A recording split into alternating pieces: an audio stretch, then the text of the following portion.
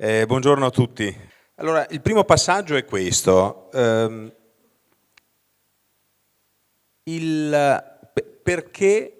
Perché ha senso ragionare di politica a livello comunale? Questa è una domanda che può suonare banale, ma lo è tutt'altro. Nel senso che la politica sicuramente in questa fase è una politica di grande complessità, di dinamiche globali, di problemi globali e che richiede competenze elevate. Allora uno potrebbe dire: che senso ha essere qui oggi a discutere di questo?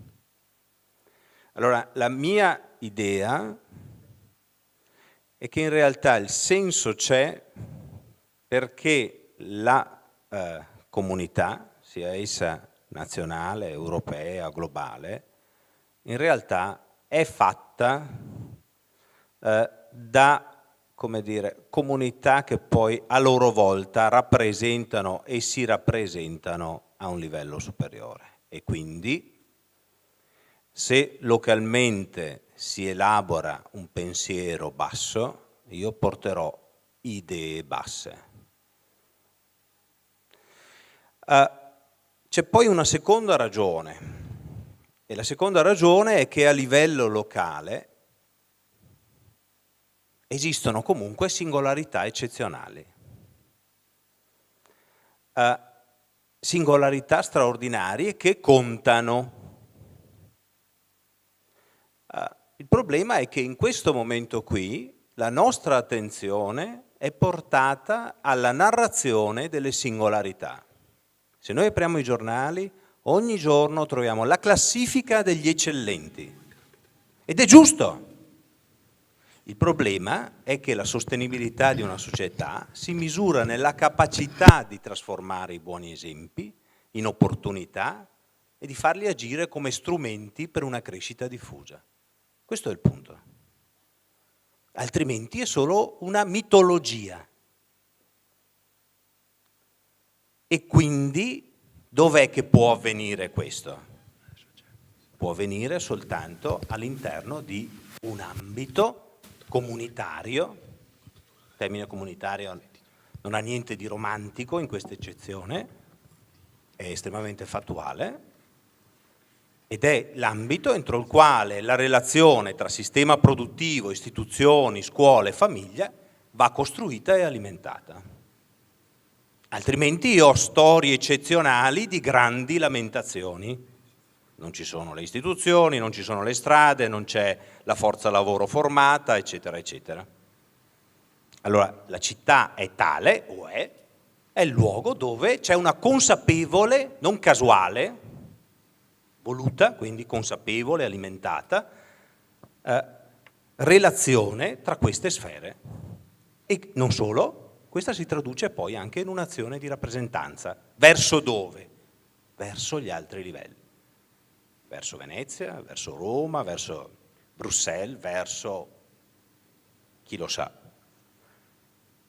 Questa è la premessa, se vogliamo, che muove al lavoro. Ma è la premessa anche che poi ci guida ai passaggi successivi. Passaggi successivi che ci chiamano subito a fare un conto molto duro con una questione, di nuovo, tanto banale quanto tutt'altro che scontata. In realtà, se noi guardiamo in una prospettiva storica il nostro Paese, e vale a qualsiasi livello, si cresce dove c'è anche crescita economica. Se la osserviamo in una prospettiva storica, le parti, le regioni dell'Italia che negli anni sono cresciute da un punto di vista demografico, sono regioni, parti del Paese che sono cresciute da un punto di vista economico. È incredibile la nostra memoria quanto tende ad accorciarsi e a dimenticare, ad esempio, fenomeni di emigrazione che hanno caratterizzato il presente il passato prossimo di questa regione, di questo territorio.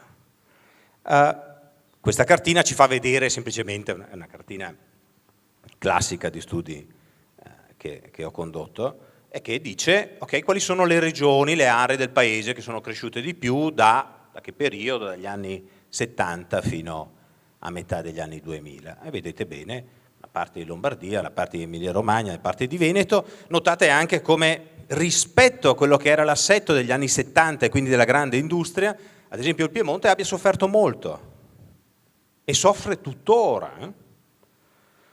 E l'immediato riflesso è che tu vedi regioni come il Veneto e l'Emilia-Romagna che crescono moltissimo, il Piemonte era forte nel suo passato, rallenta da un punto di vista demografico, un più 1,4, un decimo di quello che sono cresciute le altre regioni nei 20 anni tra il 91 e il 2011. E poi nel periodo più recente, 2011-2018, vediamo che cos'è che cresce molto? Cresce molto una Lombardia che in questo momento sta avendo una grande dinamicità. Ma io adesso, prima di entrare nel merito di Vittorio Veneto, voglio fare un passaggio con voi sul Veneto, perché finora con l'introduzione abbiamo parlato molto della città di Vittorio Veneto e quindi spetta a me l'onere un attimo di raccontare alcuni passaggi invece che riguardano un po' la storia di questa regione, il suo rapporto insediativo anche. E qui davvero vado veloce in una carrellata, però ricordiamoci, consideriamo soltanto il periodo del dopoguerra. Noi abbiamo avuto una prima fase tra gli anni 50 e gli anni 70 che possiamo chiamare, chiamo io adesso, la chiamo industriale per capirci, perché? Perché è quella della fase che noi abbiamo studiato, noi la mia generazione ha studiato a scuola, no? Era ancora la fase delle industrie dentro le città, ma qua ci sta a dirla, perché è la fase che caratterizzava questa città. Era la fase in cui l'industrializzazione era un fatto urbano ed era una fase, non nell'Ottocento, ma ancora negli anni 50, in cui il Veneto emigrava dalle campagne. Il verde di questa cartina non è un verde sostenibile ambientalmente, ma vuol dire fuga, vuol dire abbandono e quindi emigrazione dalle campagne. È una fase in cui crescono i capoluoghi e le cinture, in cui la città attrae, la città è il luogo di industria e la città attrae, la gente si trasferisce e crescono le cinture dei capoluoghi. È anche la fase in cui iniziano a emergere i poli locali che conosciamo, li vedete bene chiaramente Montebelluna, Castelfranco, Bassano, Vittorio Veneto, Conegliano.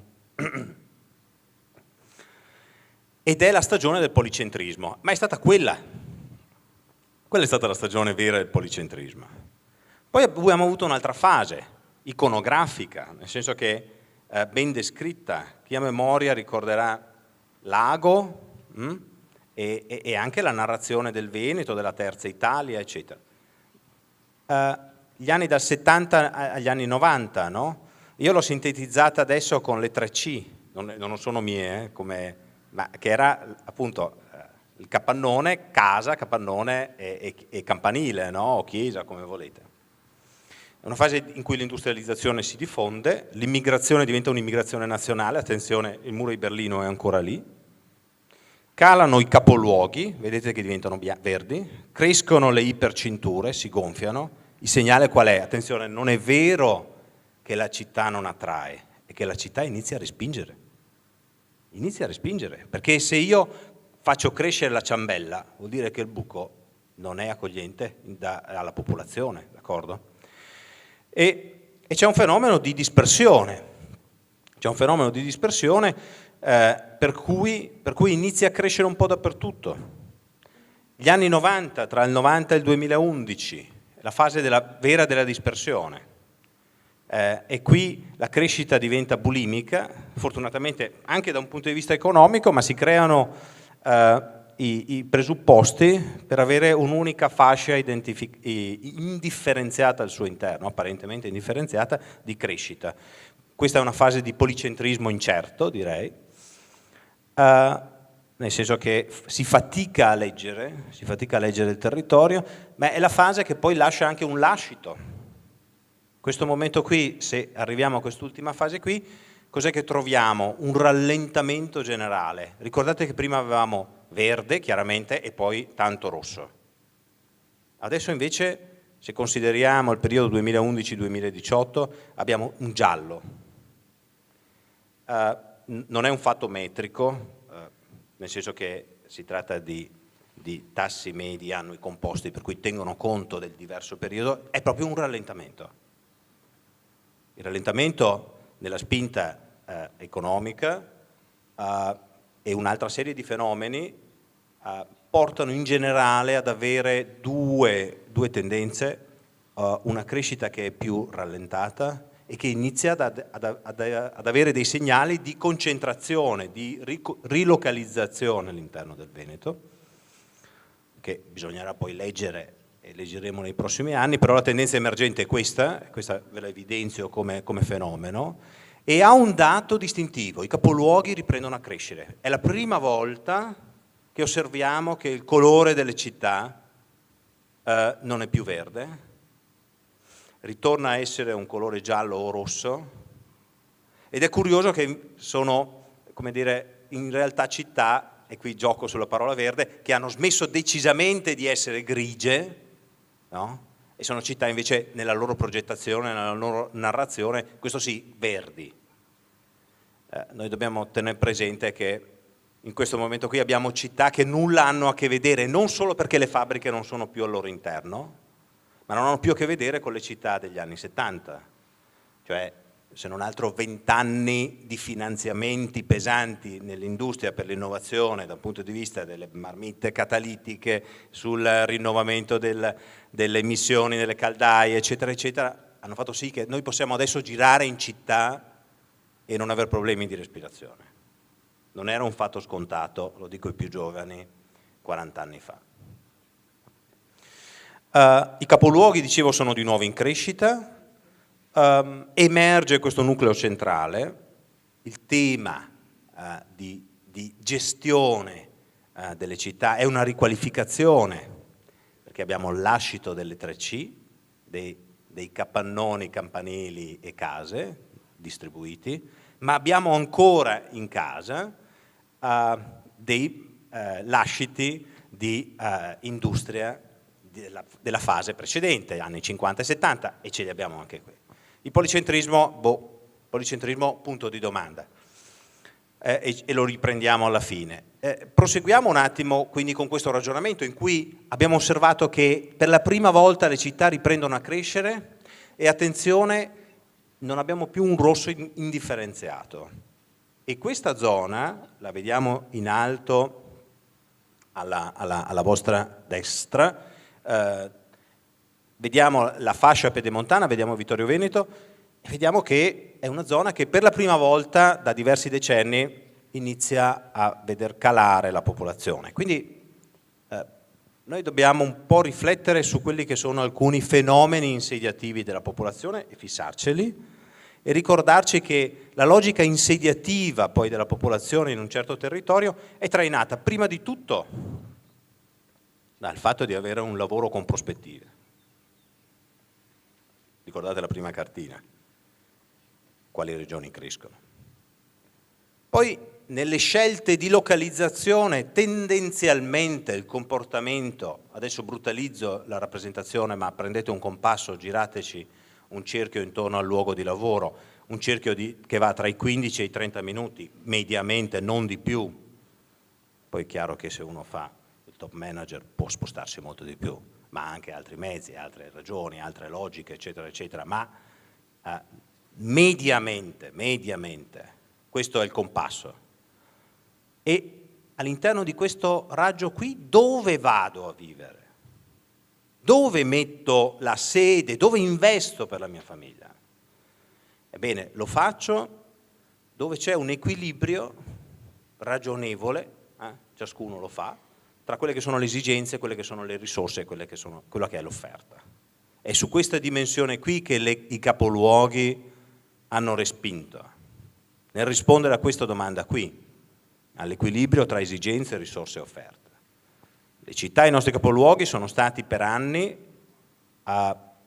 oggetto di quello che gli inglesi chiamano gentrification, di fatto appannaggio di, come dire, attività costose, redditizie, e che poi a un certo punto sono anche uscite dalle città perché non erano più redditizie.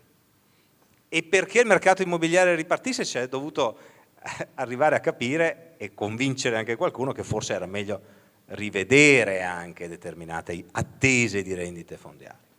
Ma non perdiamoci. Qual è la questione? Da un punto di vista demografico abbiamo visto un rallentamento. Il rallentamento non è soltanto demografico, il rallentamento è economico.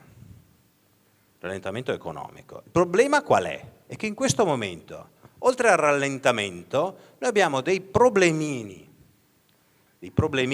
che sono tutt'altro che ini, da un punto di vista di equilibrio demografico. Abbiamo un calo di natalità strutturale vecchio che prosegue da 50 anni, ma che sta diventando sempre più emergenziale, e abbiamo una tendenza all'invecchiamento. Beh, anche quella prosegue per ragioni diverse, perché la qualità della vita migliora, perché tendenzialmente noi, come diceva Berlusconi, puntiamo all'immortalità, insomma. È una battuta la mia, ma dovremmo un po' anche riflettere su quella che è, come dire, la tendenziale rifiuto della morte che abbiamo noi come cultura. Il problema vero è che quando si incomincia ad avere un tendenziale rifiuto della natalità, ecco, questo è l'elemento per cui io di solito preferisco concentrarmi un po' su questa parte e mi concentro di più sulle giovani famiglie, mi concentro di più sui giovani, ok? E questo è il trend che invece va invertito, però non si inverte se non si affrontano anche alcuni strumenti di innovazione sociale. Da un punto di vista, dicevo, localizzativo, dove la gente sceglie di vivere, le persone scelgono di vivere, abbiamo detto devono esserci alcuni elementi, no? Alcuni elementi, deve esserci una prospettiva, ma non solo, no? Poi le scelte di localizzazione rispondono anche a un rapporto di offerta, di equilibrio tra quelle che sono le esigenze dell'offerta. Allora, per riassumere, noi teniamo presente sempre questo, cioè una città ha a suo modo l'obbligo, se vuole restare tale, di interrogarsi e trovare risposte a come garantire espansione. L'idea di decrescita felice è pericolosissima. Noi dobbiamo domandarci in che modo garantire espansione, garantire crescita. Noi dobbiamo ragionare sul modo, non sul se. E quindi espansione, inclusione che è un concetto che ci rimanda all'utilizzo efficiente delle risorse che noi abbiamo. E quindi da questo punto di vista qui, ogni comunità, ogni città, ogni parte di territorio deve dare un obiettivo di essere, ad esempio, e questo è il tema concreto, di essere in grado di includere le donne nel mercato del lavoro. Non è retorica da post 8 marzo, è fatto strutturale. L'inclusione delle donne nel mercato del lavoro non è una questione di equità di genere, è una questione di sostenibilità del nostro sistema economico, finanziario, fiscale, previdenziale, eccetera. Però qui sta il dilemma. Abbiamo nello stesso tempo bisogno di includere maggiormente le donne nel mercato del lavoro e ci troviamo in una fase in cui abbiamo bisogno di fare aumentare anche la natalità. Si tratta di rivoluzionare i modelli, non c'è nessuna equazione che dice che se le donne lavorano maggiormente non possono avere figli. In tutti i paesi del nord Europa la relazione è esattamente l'opposto, molti più figli e molta più inclusione delle donne, però dobbiamo cambiare due aspetti. Uno tra questi, dobbiamo rivedere completamente il sistema dei servizi e della rete dei servizi, anche di servizio in senso proprio alla famiglia e alla primissima infanzia. E quindi significa nidi, quindi significa un altro modo di realizzare anche forme intelligenti di lavoro, significa organizzare e integrare il sistema dei servizi pubblici con i servizi privati in funzione di questo obiettivo, che è un obiettivo centrale. E quindi la conciliazione che ho rappresentato in questo modo, perché è in realtà prendere atto della necessità di equilibrare le esigenze che ciascuno di noi ha di conciliare la sua sfera lavorativa come la sfera di ricreazione culturale, di cura della propria salute, di cura dei propri affetti e dei cari e quindi delle relazioni anche con la comunità e con i propri familiari. Quindi una città deve rispondere a questi temi sempre. Nel caso concreto di Vittorio Veneto, cosa abbiamo? Noi dobbiamo tener conto che questa città per alcuni versi ha avuto la stessa tendenza che hanno avuto i grandi capoluoghi. È cresciuta fino agli anni 70 e poi ha iniziato a calare. Attenzione però in questo momento, questa è una fase di ritorno alle città, però bisogna agganciarla. Non è scontata, perché Vittorio Veneto non è capoluogo, non dico non è Milano, ma non è nemmeno capoluogo. E allora ha bisogno di interrogarsi doppiamente di come crescere. E allora da questo punto di vista qui mi è piaciuta e me la sono segnata, mi sono segnato diverse cose, ma è stato detto prima, lo sviluppo è una derivata dell'identità, ma allora dobbiamo riflettere e dovete riflettere bene su quella che è l'identità di questo territorio. L'idea che Vittorio Veneto non sia industriale è un'idea che risale probabilmente a quando l'industria è uscita dalla città, per quello che ho fatto quella periodizzazione lì. Nel momento in cui le industrie sono uscite, Vittorio Veneto non è più industriale. E infatti ragiona ancora dei suoi immobili industriali all'interno della città, giustamente in una prospettiva di recupero, ma a Vittorio Veneto ci sono 4.000 addetti nella manifattura.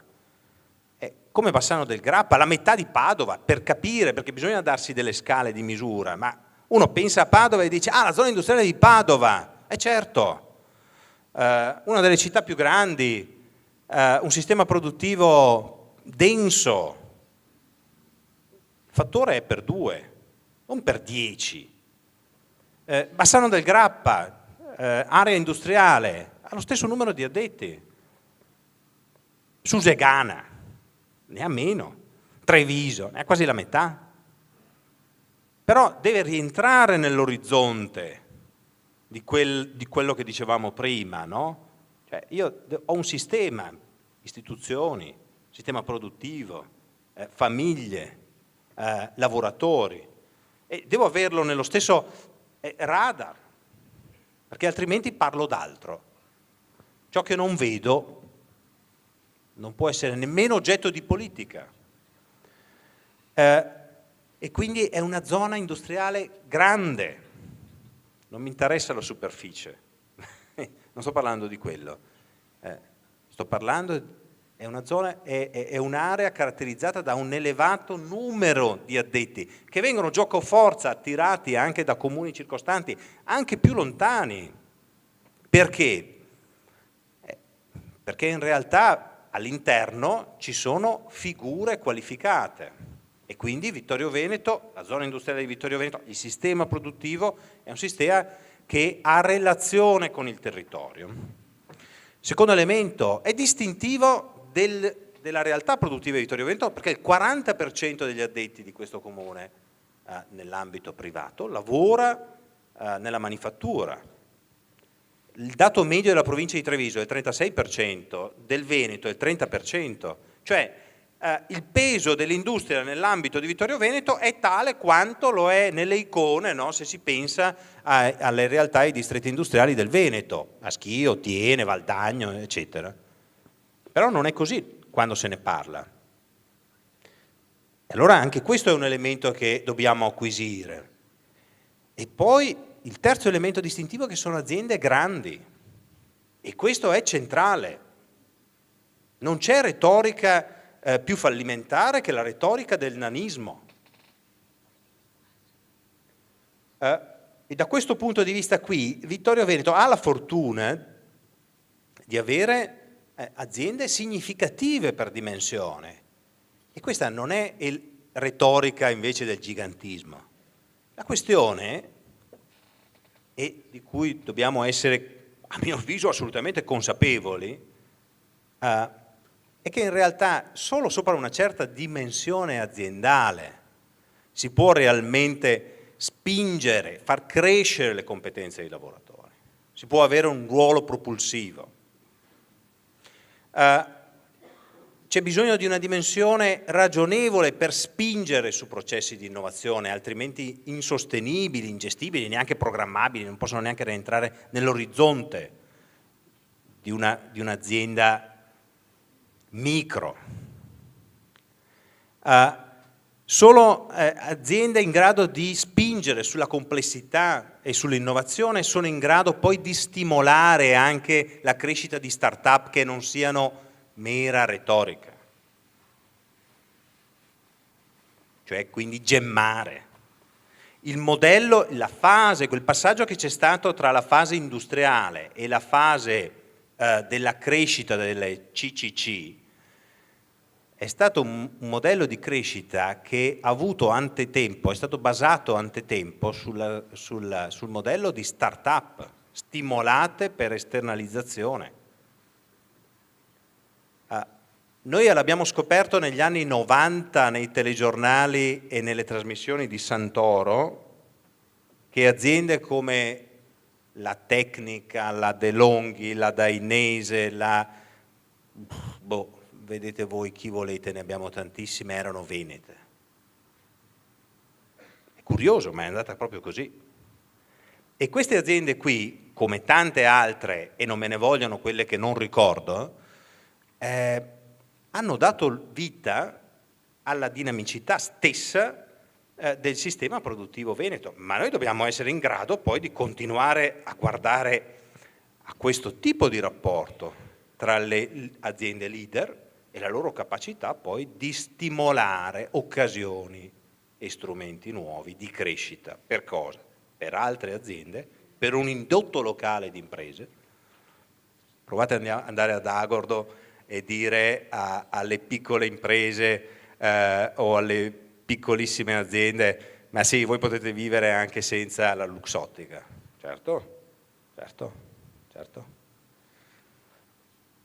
Tornando ai temi sociali, le grandi aziende sono le uniche anche in grado di potersi permettere, ahimè, a un'azienda con un addetto, che tipo di innovazione sociale vogliamo chiedergli? Quando hai un dipendente, come fai a chiedere di mettere a part-time l'unico dipendente che hai? O dirgli di fare dello smart working? Allora i temi di innovazione sociale per l'inclusione e la conciliazione sono possibili solo in certe situazioni. Poi si può migliorare tutti, però. Arrivando alla città, quindi, alcuni temi richiamati prima. Servizi professionali e di accoglienza. Certo, facciamo rientrare nell'orizzonte della città questo presente industriale con multinazionali neanche tutte troppo tascabili e sicuramente molto globalizzate e quindi iniziamo a domandarci come città che esigenze ci sono, che spazi ci sono, non in una logica di servizio ma proprio di opportunità di business, agganciandosi e lavorando per un sistema che è industriale, che è globalizzato. E lo stesso l'accoglienza. Io ho bisogno di esprimere una città che dia senso di dinamicità, che sia all'altezza anche dello standing di visitatori, di lavoratori di queste imprese.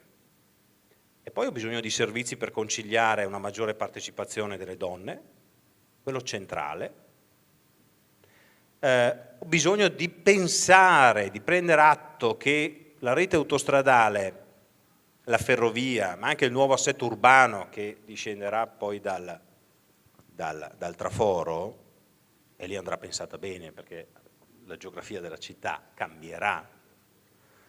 Bene, sono degli elementi che caratterizzano in positivo questa città e consentono di tenerla in rete, no? Quel raggio dei 20 minuti, dei 15-30 minuti con il resto del territorio. Quindi è una città dove si lavora, ma si può anche vivere bene, si deve vivere bene. E infine gli ultimi 2 punti, centrale questo qui, assolutamente, orientare famiglie, scuola e istituzioni.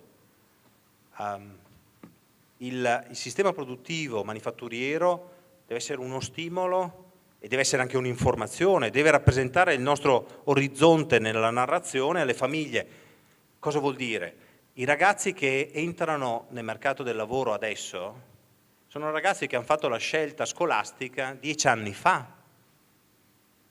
Le loro famiglie hanno detto in che scuola superiore iscrivo mio figlio 10 anni fa, nel 2009.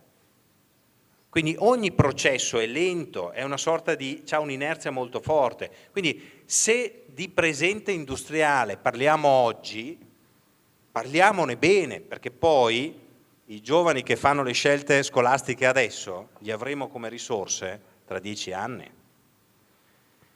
L'obiettivo qual è? È uno solo, trattenere e attrarre giovani famiglie, una città che riesce ad essere attraente per i giovani è una città in cui anche gli anziani vivono bene. Grazie.